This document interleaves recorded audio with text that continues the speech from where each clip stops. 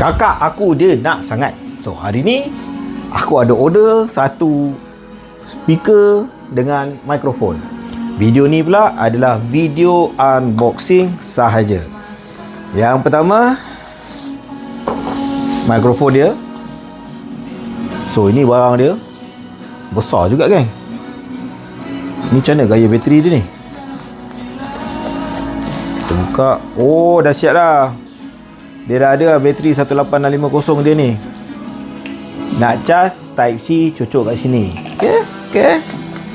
Tengok dulu current ada tak ada. Ada current. Okay, kita kasih off. Seterusnya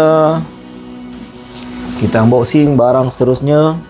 Speaker dia sendiri. Barang memang unik, baru sampai. Tak ada cerita banyak. Uish, macam style. Okay, first ada kabel. Yang kedua, kabel Type A ke Type C. Ada mikrofon lagi satu kat dalam. Aku ambil ni set yang dua mikrofon.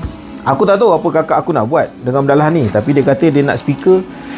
So layan je lah. Yang ni getah tepat handle dia rasanya. Tapi aku memang tak pakai benda tu. Bismillah.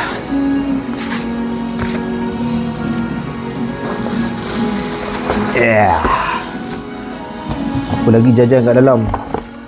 Okay, kotak dia letak tepi. Ada satu buku manual. Yes baby. Puyo. Serius smart doh. Jom kita tengok video lepas ni pula. Aku tunjukkan pada jarak dekat.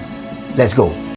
Seperti yang dijanjikan pada kakak aku, kakak aku berminat nak ada speaker yang siap mikrofon. Dan speaker ni yang aku ambil ni, dia datang dengan dua mikrofon ada kat situ.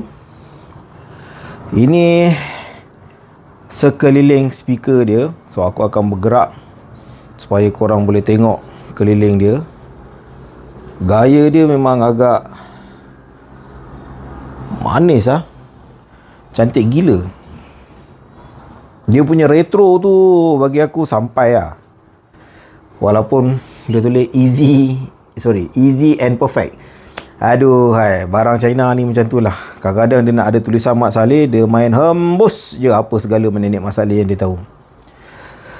Kita tengok controller dia daripada atas. Input, tadi dia ada bagi kabel ni. Input AUX, USB-A, USB-C untuk charging. Untuk card pun dia ada. Forward, previous. Oh, boleh adjust treble, bass dengan volume. Yang ini amp ni biasa mode lah. So ni volume tadi sebab aku on. Bila aku pusing macam ni, dia off. Not bad at all. Okay, jom kita try pula bunyi dia pergi macam mana. Sekarang ni lagu dia aku dah buka. Macam dekat belah atas ni sebenarnya kita nak try volume dia. Kuat, memang kuat. Tapi yang penting bahagian bass dengan treble tadi memang boleh pakai. Jadi kau boleh tune kan ikut bunyi lagu yang kau dengar. Mungkin kalau macam ni dah sedap, dah kira okey lah kan. Okay, yang penting walaupun barang pada China, muzik dia bagi aku kuat yang aku tak selesa pula speaker boleh jadi kuat macam ni. Dan yang paling penting sekali, dia punya bahagian bass dengan treble. Yang ni Bluetooth kepada phone. Okey, boleh dengar. Kelemahan technical spec dia adalah dia tidak bagi tahu bateri ni boleh tahan berapa lama, atau bateri ni kalau kau buka macam mana boleh tahan macam mana. Kat situ ada kurang sikit lah. But anyways guys, in total bunyi dia okey.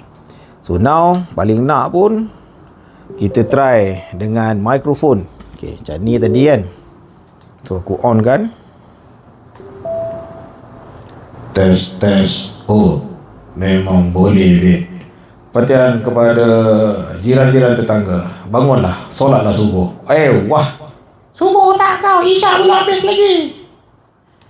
Okay. Mikrofon pun function.